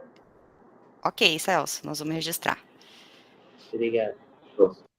Então, 15 respostas, mais a do Celso 16, está faltando 1. Eu votei. Oi, boa tarde. Eu também, o link não está abrindo para mim, o registro... Tá. Oi, Lino, desculpa, aqui não ouvi os... Eu vou registrar uma abstenção aqui no chat. Abstenção, ok. Aí, então, a gente tem... tá, eu pelo tem abstenções que eu vou destacar aqui. Tudo bem. Mas em bloco você está se abstendo, é isso? Não. Não, a votação é... Todos, exceto os que eu coloquei aqui no chat. Tudo bem. Tá bom. Isso. Não, tá escrito. Ok, bom, o resultado do formulário foram 14 respostas favoráveis, 1 abstenção, e aí a gente precisa considerar a abstenção, né, do Celso, é isso? E do Lino é o voto favorável, eu entendi que é isso. Okay. O Celso é favorável. Então, o Celso é favorável, ok. Não é abstenção. Desculpem. Certo. Pessoal, itens da pauta aprovado a menos do 2.1. A pergunta, o que tá acontecendo é que precisa de membros que antes tinham topado, aceitado, agora não aceitam ou não podem por questões de data. E sim, a data está marcada, como o Laércio tinha colocado, a data está marcada para o dia 14 de março. Sim, ficou preso por muito tempo esse concurso, por várias razões, e uma delas foi a Lei 173, que terminou dia 31 de dezembro. Então, assim que termina a lei, a gente podia, a partir de 1º de janeiro, já ter feito esse concurso. Foi o tempo que a gente teve de fazer as adaptações, fazer as publicações obrigatórias, etc., passar nas últimas instâncias, E o que tá pedindo aqui é uma complementação de sugestão para a composição da banca. Luciana, por favor, completa com mais informações, mais detalhes. Talvez o professor Laércio queira falar um pouco mais dessa parte de como foi conseguir a banca, né? Eu só queria deixar claro que o concurso, assim, oficialmente ele ainda não está marcado porque o calendário não foi publicado ainda. A informação que eu tenho é que acho que está só finalizando os últimos suplentes, né? Os membros que vão aparecer como suplente, para poder publicar. Mas a gente está dentro do prazo por conta do edital exigir o mínimo de 20 dias. E em breve, aí nos próximos dias, assim que conseguir o número de suplentes, ele deve ser publicado. Laércio? Posso falar? Não, eu acredito que até, talvez o Marcelo, ele não tenha acompanhado as nossas reuniões, então ele não saiba, né? Quer dizer, o problema não é a confusão, né? O problema é a dificuldade que nós tivemos desde 2019, e depois com essa lei 173, a coisa só foi, quer dizer, o concurso só foi liberado a partir de 1º de janeiro, como a Luciana aí disse, as publicações todas. Agora, não só para esse concurso, como para outros também, a gente tem tido dificuldade de um aceite dos membros da banca, né? Nós fizemos uma consulta de cabo a rabo, inclusive eu estava de férias no mês de janeiro, acompanhei todo esse processo da banca, foi um incansável trabalho, inclusive da Patrícia, da seção de departamentos, um trabalho exemplar, né? Então, nós temos aqui todos os e-mails com negativas, com aceites, e parece-me que nós conseguimos, com o professor Culminato, né, que ele fizesse parte da banca como suplente, né? Mas todos eles têm dificuldades de calendário também, né? E essa data aí, até mesmo pelo aconselhamento da Luciana, nós achamos por bem, né, o mais depressa possível, de 14 a 18 de março. Quer dizer, se a gente for levar em consideração que isso aí está desde 2019, né, eu acho que, e dentro de uma pandemia, eu acho que a gente conseguiu até, num tempo recorde, aí, conseguir realizar esse concurso na segunda semana de março, né? Evidentemente, tudo depende aí do futuro, né? Como os concursos não estão atrelados, né, às aulas, então eu acredito que provavelmente deve acontecer. Agora, o que falta, então, é que a publicação seja feita e que os candidatos aí sejam avisados, né, no tempo razoável, né? É isso que os meus esclarecimentos a respeito disso. Obrigado, Laércio. Alguém tem mais alguma pergunta, algum comentário para fazer a respeito disso? Ô, Paulo, deixa eu só acrescentar a questão dos prazos, né, do prazo eleitoral. Os processos que exigem nomeação, eles têm que ser homologados, né, o resultado do concurso tem que ser homologado ainda no mês de junho. Então, por isso também que acabou a gente, né, isso que o professor Laércio falou, que eu falei, não, vamos fazer o quanto antes para alcançar os prazos e isso ser homologado com tranquilidade. Se eles forem homologados depois de junho, as nomeações só podem acontecer em 2023, tá bom? Então, esse foi não um agravante, mas algo que acelerou aí a realização da marcação do concurso. Obrigado, Lu. Marcelo, você está esclarecido? Estou esclarecido. Não posso dizer que eu esteja satisfeito, porque acho que a gente está replicando, e eu compreendo as réplicas, acho que é importante a gente sempre se colocar no lugar dos outros e ver quão difícil está tudo, especialmente hoje em dia, mas a gente está reclamando de uma lei que estava em vigor por quase 2 anos, né? Todo esse andamento de aprovar nomes extras para a banca, etc. e tal, não estava proibido. Estava proibido fazer o concurso, mas a gente poderia ter essa mesma data sem esse clima estranho de os candidatos não sabem. Eu lembro que tem 4 candidatos externos inscritos, acho que é sempre um descuido imenso que se faça as coisas para ontem, envolvendo o deslocamento das pessoas, etc. e tal, parecido com os erros que a gente criticou em relação ao adiamento das aulas, mas tudo bem, eu torço super pelo bom andamento desse concurso e espero que ao final a gente consiga tirar coisas boas dele. Eu não entendi qual é a insatisfação do Marcelo.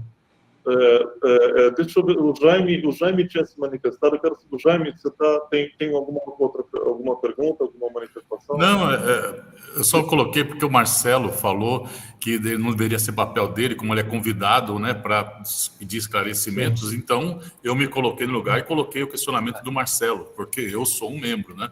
Mas, de qualquer forma, com muita coisa que o Marcelo falou, eu também concordo. Na verdade, esse concurso, ele começou em 2016, 2017. Tá? Quer dizer, não é... Agora, ele começou já há muito tempo, né? Então, não é só, na verdade, vamos botar só a culpa na 1S3, não, né? A coisa já vem de muito tempo atrás. Foi um curso que demorou uma coisa... Não, nem... A gente já falou tanto mal da Unicamp aqui, com a coisa da pandemia e da demora para as coisas, essa é só mais uma coisa, né? Mas, enfim, eu tinha se questionado por isso, para colocar o questionamento, digamos, oficial, né? Mas é isso. Mas eu concordo com muita coisa que o Marcelo falou e acrescento essa, né? Na verdade, o concurso começou em 2016, 2017, foi por aí, alguma data, né? Por aí. É isso mesmo. Obrigado, viu? Obrigado a você. Não, é isso mesmo. Isso que eu gostaria de acrescentar, que, de fato, esse concurso não é de 2019. Ele vem de 2016 ou 2017. Ele é antes da minha gestão, que começou em novembro de 2018. Eu acho que um ano antes da minha gestão. E um dos culpados por esse adiamento, entre todos, eu não quis colocar a culpa no 173, estou dizendo que é uma das razões, né? Pandemia, 173, etc., é uma das últimas razões. E um dos primeiros a ajudar no atraso foi a própria congregação. Eu era membro da congregação e eu acompanhei, eu via aquela que vai, não vai, volta para o chefe de departamento, anda mais um pouco, aprova, não aprova. Então, assim, é um contexto muito mais amplo do que simplesmente dizer que podia ter sido feito antes, tá? Todo mundo aqui, todos, estão dando uma contribuição. Só um esclarecimento aí, Paulo, porque nós já tínhamos uma banca aí, acho que há mais de um ano, né? Mas, evidentemente, você vai convidar o cara para o concurso para quando, né? Quer dizer, isso não tem o menor sentido, né? Eu, em 2020, em março, poderia convidar um membro da banca para 2040, né? Como que eu vou fazer isso? Quer dizer, então, a possibilidade real de fazer esse contato foi a partir de dezembro do ano passado e janeiro desse ano. Não tinha outra forma. Com todas as dificuldades, a gente conseguiu montar, segundo uma escalada, inclusive, da própria CAA, que trabalhou também durante esse mês aí para sugerir nomes.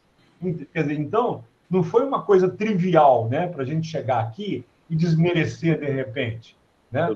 Eu acho que foi uma coisa muito dura, árdua de se fazer, né? Exatamente. Do mesmo jeito que todas as instâncias contribuíram, cada um pouco para o atraso, também a gente tem que, você lembrou bem, tem muitas outras pessoas e outras instâncias que deram o máximo de si para que essas coisas caminhassem, inclusive no mês de janeiro, com dificuldade, com professores que não respondem e-mail, enfim. É uma coisa que essa composição de prós e contras que vai, e não é para apontar o dedo e falar a culpa é disso, a culpa é daquilo, só disso, só daquilo. É uma coisa muito mais ampla do que isso. Inclusive, como repito, alguns dos agentes ajudaram e muito para que as coisas saíssem agora, em março, por mais que tenha demorado, né? Porque poderia demorar ainda mais. O Pedro e a Luciana pediram a palavra. Pedro, por favor. Boa tarde a todos. Não, o que eu queria dizer é o seguinte: o concurso, complementando um pouco o que o Laércio falou e o que o Paulo está falando também, o concurso teve muitos problemas, passou pela Procuradoria várias vezes, esteve estacionado na Procuradoria da Unicamp um tempo, certo? O Plamen postou aí, quando foi aberto o concurso, tá? A data, não foi publicado em março de 2019, tá? E teve muitos problemas. Eu acho que foi um trabalho muito bom poder conseguir que esse concurso seja realizado agora. Como estou falando ultimamente, esse trabalho cai maiormente na secretaria dos departamentos e no pessoal que está aí na diretoria, digamos, que fizeram um trabalho excelente, porque, na verdade, em muito pouco tempo a gente conseguiu conformar uma banca, certo? Conseguimos montar a coisa para que funcionasse com muita rejeição, certo? E respeitando os prazos legais, porque por mais que se questione, certo? O importante é a norma. A norma nos diz que nós precisamos, como o Luciano marcou, precisamos um prazo de 20 dias. Bom, nós vamos a dar esse prazo para as pessoas. Ou seja, estamos fazendo a coisa em tempo e forma. Tá? Eu acho que é algo super importante, que isso que nós temos que visar como coisa importante. Claro, gostaríamos de fazer com mais tempo, mas não dá para fazer. E, bom, excusa, quais são os assuntos? A banca que a gente constituiu, se a gente atrasa isso, a gente não tem mais essa banca. Porque tem vários professores que estão viajando. Tá? Então, bom, é isso. Tá? E, como sempre, a gente tem que operar e trabalhar a realidade com o que tem, não com o desejo. Tá? O desejo é algo muito bom, tá? É uma idealidade, é uma ideia boa que a gente pode chegar a ter, mas nós temos que trabalhar aqui no nível de administração com prática e seriedade. Tá? Eu acho que isso foi atingido pelos altos níveis da burocracia que tem aqui no IMEC, não? Que trabalho das secretárias, tá? Um trabalho enorme que está dando este concurso. Então, simplesmente estou falando isso para reconhecer uma vez mais o trabalho administrativo e a qualidade desse trabalho. Ok, obrigado, Pedro. Luciana? Só para completar isso que o professor Laércio falou, que acho que é importante ficar claro isso, né? A lei não permitia tomar nenhum tipo de atitude que fosse, tinha que suspender, parar o concurso onde está, né? Então, a gente não podia mesmo pegar aquela sugestão de banca lá de março de 2020, sair convidando as pessoas sem ainda ter um norte de realização desse concurso. Então, essa complementação do item 2.1, ela foi necessária porque, de janeiro para cá, começou-se a fazer os convites, alguns blocos da composição dessa banca foram esgotados, né, porque as pessoas recusaram, como já disseram, e agora sim foi necessário fazer. Então, nem essa complementação nós não podíamos fazer antes do término da vigência da lei, porque a gente não podia convidar os membros da banca antes disso, né. Então, acho que é isso que é importante ficar claro. Obrigado, Lu. Marcelo? Bom, não quero ficar polemizando longamente, tenho certeza que muita gente trabalhou muito por isso, mas tem os mistérios de interpretações de legislação, né? Porque quem esteve na CEP passada viu um monte de livre-docências serem aprovadas lá. Elas aconteceram de alguma forma em tempo mais curto e me parece que não se avançou com os concursos enquanto estava proibido, mas as sondagens, o saber se vai ser possível e depois fazer com mais calma antes, para poder conseguir agora do mesmo jeito, ou em fevereiro, o que fosse. Mas, como eu falei, eu só queria entender como é que é esse negócio que fica parado uma eternidade para depois correr e a gente ter uma surpresa do tipo, já está com data definida, sendo que o ponto que está sendo discutido são possíveis nomes para a banca. Mas, como eu falei, desejo todo o sucesso do mundo, espero que isso seja muito bem sucedido. E acho que em algum instante, com bastante calma, a gente tem que parar para discutir quantos vários erros houve para a gente mesmo corrigir os nossos próprios erros. E não estou querendo colocar dedo na cara de ninguém e dizer está errado por isso ou aquilo, não. Só acho que é um processo traumático em vários sentidos e que eu espero que seja muito bem sucedido ao final.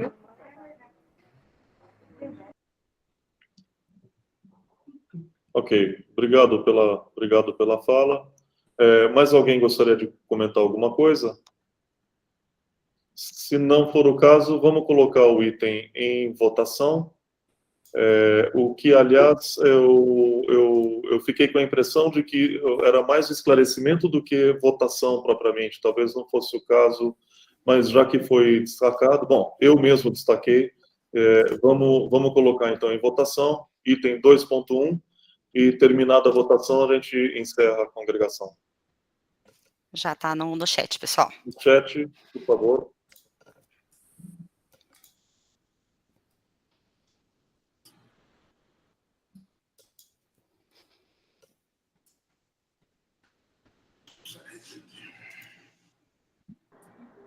Lu, mandei pelo chat lá, meu.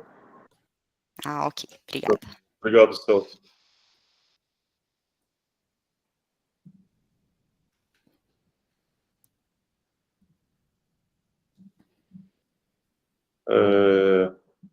Isso era alguns segundos. Eu me lembro no começo da pandemia, em 10 segundos a gente tinha tudo votado. Hoje as pessoas estão mais, ou estão com problemas de conexão.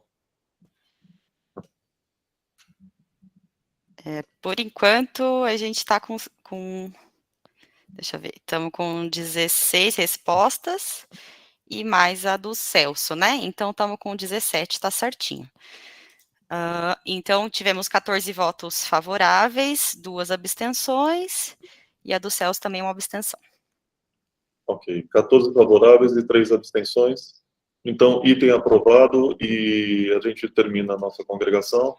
Agradeço a todos pela presença e boa semana a todos. E a gente se vê ainda, então, antes do retorno presencial dos alunos de graduação e pós.